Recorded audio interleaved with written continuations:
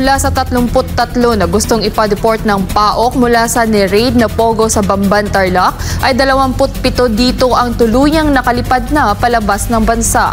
Ang ibang Pogo worker ay na-offload dahil sa mga nakapending nilang kaso sa Pilipinas. Narito ang balita ni Margot Gonzalez. Nakalipad na palabas ng Pilipinas ang 27 mula sa 33 na mga POGO worker na gustong ipa-deport kaninang umaga ng Presidential Anti-Organized Crime Commission o PAOK. Ang 6 sa 33 ay hindi pa maaring makalabas ng bansa dahil sa mga nakapending nilang kaso dito. Isa sa mga naipa-deport ay ang Chinese national na ito na may bitbit pang sanggol. Kanina, 27 out of 33 ang na-report natin. May 6 na na-offload tayo kasi may mga preventive hold departure orders, may mga kaso sa Pilipinas. So lumabas kanina sa system ng Bureau of Immigration na hindi sila pwede makalipad. So 27 lang out of 33. Doon sa 27 na nakalipad, merong mag-ina na nakauwi na rin.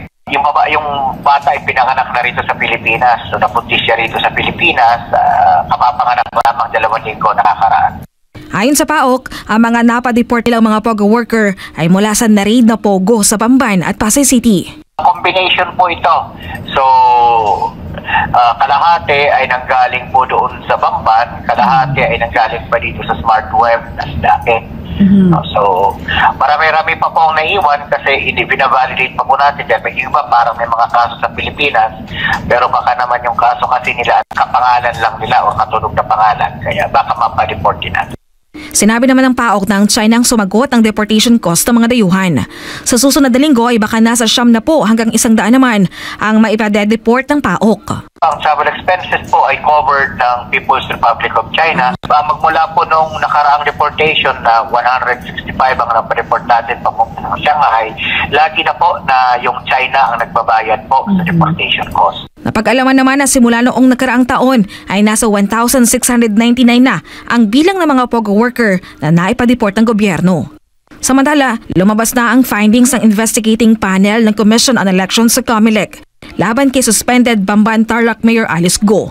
Si Go ay isa sa mga isinasangkot sa umano'y iligal na operasyon ng Pogo sa kanyang lugar. Questionable din daw ang nationality nito bilang isang Pilipino na siyang ground o basihan para magsagawa ng sariling investigasyon ng COMELEC para sa anggulong misrepresentation laban kay Go. Batay sa eksaminasyon ng COMELEC, napag-alaman na ang fingerprint ng Chinese national na si Go Waping ay tumugma sa fingerprint samples ni Alice Go sa COMELEC. Napatunayan nga po ng investigating panel na yung lahat ng fingerprints nung 6 na tao doon sa 2 sa NBI, yung isa doon sa immigration na ginamit ng NBI, is pangalawa yung mismo sa NBI clearance, pagkatapos yung certificate of candidacy, yung mismong application for registration as a voter, yung mismong election day computerized voters list ng 2022 May, at election day computerized voters list ng barangay SK election ng 2023. Lahat po yan pare-pareho at iisang tao lamang ang may-ari ng mga fingerprints na ito.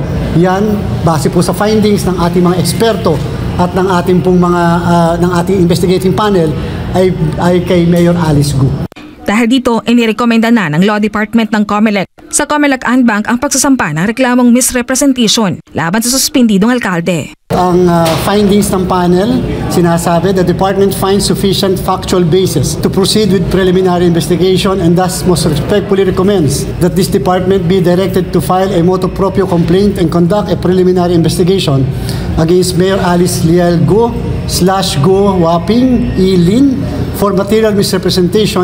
Pirmado po ito ng 3 miyembro ng panel at sumulat po sa atin ang director ng Law Department ng Komisyon para po humingi na ng formal na approval ng Commission and Bank. So ito po ay ating kaagad ikukonsulta sa Commission and Bank. Para sa Diyos at Pilipinas kong mahal, Margot Gonzalez, SMNI News.